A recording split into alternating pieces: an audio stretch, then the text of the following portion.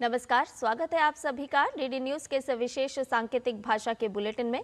आपके साथ मैं हूं संध्या शर्मा और मेरे साथ है मेरे सहयोगी शरद मुदगल। आइए बुलेटिन की शुरुआत कर लेते हैं इस वक्त की हेडलाइंस के साथ। संसद के दोनों सदनों में आज बजट पर आगे की चर्चा। लोकसभा में कई दिनों के गतिरोध के बाद कल हुई चर्चा की शुरुआत।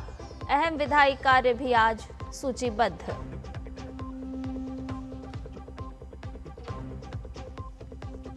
पूर्व सेना प्रमुख नरवणे के ट्वीट के बाद बीजेपी ने की राहुल गांधी के इस्तीफे की मांग। विदेश दौरे और फंडिंग पर भी उठाया सवाल। सदस्यता रद्द करने की भी मांग।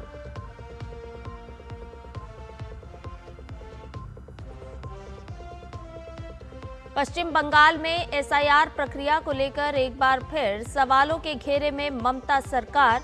सुप्रीम कोर्ट के आदेश की अवहेलना का गंभीर आरोप। बांग्लादेश में अल्पसंख्यकों की सुरक्षा पर फिर उठे सवाल। 12 फरवरी को होने वाले चुनाव से ठीक पहले एक और हिंदू व्यापारी की हत्या।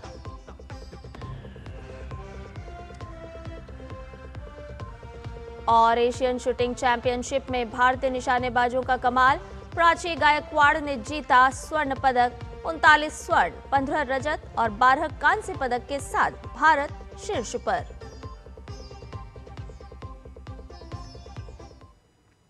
सभी खबरें विस्तार के साथ। संसद के दोनों सदनों में आज केंद्रीय बजट पर चर्चा जारी रहेगी। लोकसभा में कई दिनों के गतिरोध के बाद कल बजट पर चर्चा की शुरुआत हुई थी।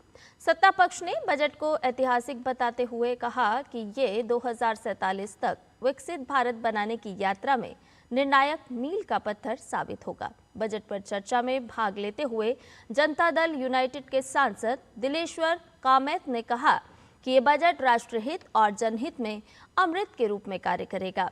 उन्होंने कहा कि प्रधानमंत्री नरेंद्र मोदी के प्रगतिशील और दूरदर्शी नीति के कारण सभी वर्गों का सशक्तिकरण हो रहा है। इससे पहले लोकसभा में विपक्षी सदस्यों के हंगामे के कारण सदन की कार्यवाही सुचारू तौर पर नहीं चल पा रही थी। लोकसभा में 2 फरवरी से गतिरोध की स्थिति बनी हुई थी। वहीं राज्यसभा में भाजपा सहित सत्ता पक्ष के दलों ने बजट में की गई घोषणाओं को देश के अर्थव्यवस्था के लिए उपयोगी एवं राष्ट्र निर्माण की दिशा में एक महत्वपूर्ण कदम करार दिया। इसके अलावा दोनों सदनों में अहम विधायी कार्य सूचीबद्ध हैं। इसके साथ ही प्रश्नकाल के दौरान विभिन्न मंत्रालयों से कई अहम प्रश्न पूछे जाना भी शामिल है।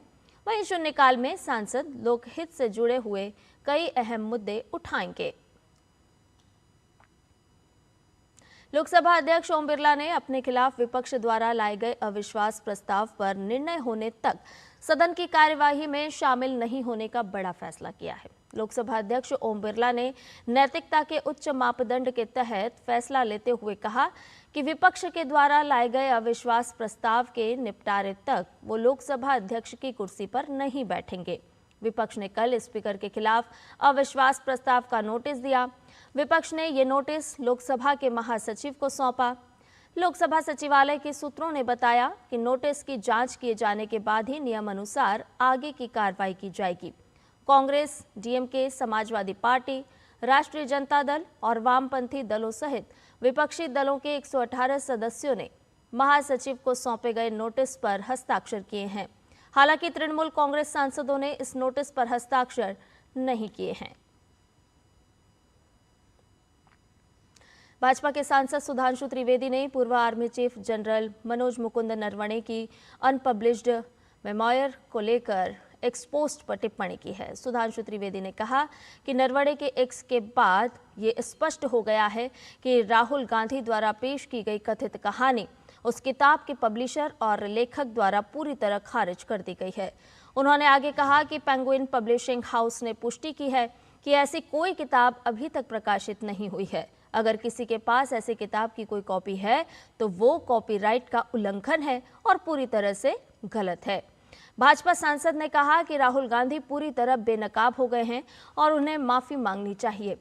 सुधांशु त्रिवेदी ने आरोप लगाया कि इससे ये भी साबित होता है कि विपक्ष के नेता और उनकी पार्टी कांग्रेस ने अपनी तुच्छ राजनीति के लिए राष्ट्रीय सुरक्षा के मामले में संदेह पैदा करने के लिए लोकसभा के पटल का इस्तेमाल किया। केंद्रीय मंत्री अश्विनी वैष्णव ने सोशल मीडिया एक्स पर एक पोस्ट कर स्टेनलेस स्टील कंटेनर में नमक हैंडलिंग के सफल होने की जानकारी दी है। उन्होंने लिखा कि भीमासर गांधीधाम में स्टेनलेस स्टील कंटेनर में नमक हैंडलिंग का सफल ट्रायल हुआ। कंटेनर का डिजाइन जंग लगने से बचाता है और ज्यादा समय तक चलता है। हाथ से सफाई और बर्बादी खत्म होती है। माल ढुलाई में नया बेंचमार्क सेट करते हुए टर्न अराउंड टाइम बेहतर हो रहा है। रुक करते अगली खबर का। पश्चिम बंगाल में एसआईआर की प्रक्रिया को लेकर फिर ममता बनर्जी की सरकार घेरे में है। अब उन पर सुप्रीम कोर्ट के आदेश की अवहेलना करने का गंभीर आरोप लगा है।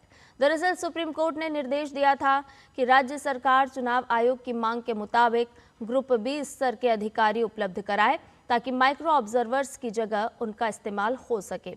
इसी आदेश के पालन में राज्य सरकार ने 8,505 अधिकारियों की एक सूची चुनाव आयोग को सौंपी है। मंगलवार को जब सूची सार्वजनिक हुई तो सरकारी कर्मचारियों के संगठनों ने इस पर सवाल खड़े कर दिए। आरोप है कि सरकार द्वारा भेजी गई ग्रुप बी अधिकारियों की इस लिस्ट में बड़ी संख्या में ग्रुप सी कर्मचारियों के नाम शामिल किए गए हैं। कर्मचारी संगठनों का कहना है कि ये सीधे तौर पर सुप्रीम कोर्ट के आदेश का उल्लंघन है। सीईओ कार्यालय ने इसके लिए राज्य प्रशासन से इन 8,505 कर्मचारियों का बायोडाटा मांगा है। उनका पद, विभाग, ईमेल आईडी, मोबाइल नंबर और तमाम जानकारियां मांगी है। वहीं बीजेपी ने इसे ममता सरकार की एक चाल बताया है। बीजेपी का आरोप है कि जानबूझकर अयोग्य अधिकारियों की सूची दी जा रही है ताकि मतदाता सूची संशोधन प्रक्रिया को विफल किया जा सके। उत्तराखंड के मुख्यमंत्री पुष्कर सिंह धामी ने मंगलवार को देहरादून में आयोजित एक कार्यक्रम के दौरान मुख्यमंत्री एकल महिला स्वरोजगार योजना का शुभारंभ किया। मुख्यमंत्री ने योजना का शुभारंभ करते हुए प्रथम चरण में जनपद बागेश्वर, देहरादून, नैनीताल, पौड़ी, टिहरी एवं उधम सिंह नगर के कुल 484 लाभार्थियों को प्रथम किश्त के रूप में 3,45,34,500 की धनराशि डीबीटी के माध्यम से लाभार्थियों के खाते में भेजी। इस दौरान मुख्यमंत्री पुष्कर सिंह धामी ने कहा कि मुख्यमंत्री एकल महिला स्वरोजगार योजना महिलाओं को आर्थिक रूप से सशक्त बनाएगी और उन्हें सम्मान, सुरक्षा और आत्मनिर्भरता प्रदान करेगी। उन्होंने कहा कि राज्यों की लाखों महिलाओं के संघर्ष, साहस और आत्मविश्वास को नई दिशा दी जा रही है। महिलाओं के बिना किसी भी राष्ट्र और समाज की उन्नति संभव नहीं है। महिला के सशक्त होने से परिवार के साथ साथ पूरा समाज भी सशक्त होता है। जम्मू कश्मीर के कुपवाड़ा जिले में कड़ाके की ठंड और भारी बर्फबारी के बीच भारतीय सेना ने मानवता की मिसाल पेश की है। तंगधार क्षेत्र में सड़क संपर्क पूरी तरह बाधित होने के दौरान सेना ने 26 वर्षीय गर्भवती महिला को सुरक्षित अस्पताल पहुंचाया। लगातार बर्फबारी के कारण क्षेत्र के रास्ते बंद हो गए थे। इसी बीच महिला को अचानक प्रसव पीड़ा शुरू हुई और परिजन अस्पताल तक पहुंचने में असमर्थ थे। मदद की गुहार मिलते ही सेना ने तुरंत रेस्क्यू ऑपरेशन शुरू किया। जवानों ने बर्फ से ढके दुर्गम रास्तों और खराब मौसम की परवाह किए बगैर महिला को सुरक्षित बाहर निकाला और अस्पताल में भर्ती करवाया। समय पर मिली सहायता से महिला की स्थिति में सुधार बताया जा रहा है। स्थानीय लोगों ने सेना के इस सराहनीय और मानवीय प्रयास की प्रशंसा की है। बांग्लादेश में अल्पसंख्यकों, खासकर हिंदू समुदाय के खिलाफ हिंसा थमने का नाम नहीं ले रही है। ताज़ा मामला मेमनसिंह जिले के त्रिशाल उपजिला से सामने आया है, जहां बदमाशों ने 62 वर्षीय हिंदू कारोबारी सुषेन चंद्र सरकार की बेरहमी से हत्या कर दी। घटना सोमवार रात बोगर बाजार चौराहे पर हुई, जहां हमलावरों ने धारदार हथियारों से वार कर उन्हें मौत के घाट उतार दिया और दुकान से कई लाख बांग्लादेशी टका लूट कर फरार हो गए। चुनाव से ठीक 3 दिन पहले हुई इस हत्या ने बांग्लादेश में हिंदुओं की सुरक्षा को लेकर गंभीर सवाल खड़े कर दिए हैं। पुलिस मामले की जांच कर रही है। बांग्लादेश में हिंदुओं पर बढ़ती हिंसा को लेकर भारत ने पहले ही गहरी चिंता जताई थी। साथ ही अंतर्राष्ट्रीय मानवाधिकार संगठनों और दुनिया भर के लोगों ने इन घटनाओं पर गंभीर चिंता व्यक्त की है। अमेरिका के राष्ट्रपति डोनाल्ड ट्रंप ने ओबामा काल के ग्रीन हाउस गैस नियमों के कानूनी आधार को खत्म करने की योजना बनाई है। व्हाइट हाउस के अनुसार ये कदम जलवायु नीति में अब तक का सबसे बड़ा बदलाव माना जा रहा है। प्रशासन का कहना है कि इससे नियमों में ढील मिलेगी और जीवाश्म ईंधन विकास को बढ़ावा मिलेगा, जबकि आलोचकों का मानना है कि इससे जलवायु कार्रवाई कमजोर होगी। राजधानी दिल्ली के doctor Karni Singh shooting range में चल रही एशियन निशानेबाजी चैंपियनशिप के 7वें दिन भारत ने 2 और स्वर्ण पदक जीतकर अपना दबदबा बनाए रखा। 50 मीटर राइफल 3 पोजीशन स्पर्धा में प्राची गायकवाड़ ने स्वर्ण पदक जीता। 25 मीटर रैपिड फायर पिस्टल स्पर्धा में आदर्श सिंह ने शीर्ष स्थान हासिल किया। पदक तालिका में भारत 39 स्वर्ण, 15 रजत और 12 कांस्य पदक के साथ शीर्ष स्थान पर है। इसके साथ ही हमारे इस विशेष सांकेतिक भाषा के बुलेटिन में फिलहाल के लिए इतना ही। मुझे और मेरे सहयोगी शरद मुदगल को दीजिए इजाजत। नमस्कार।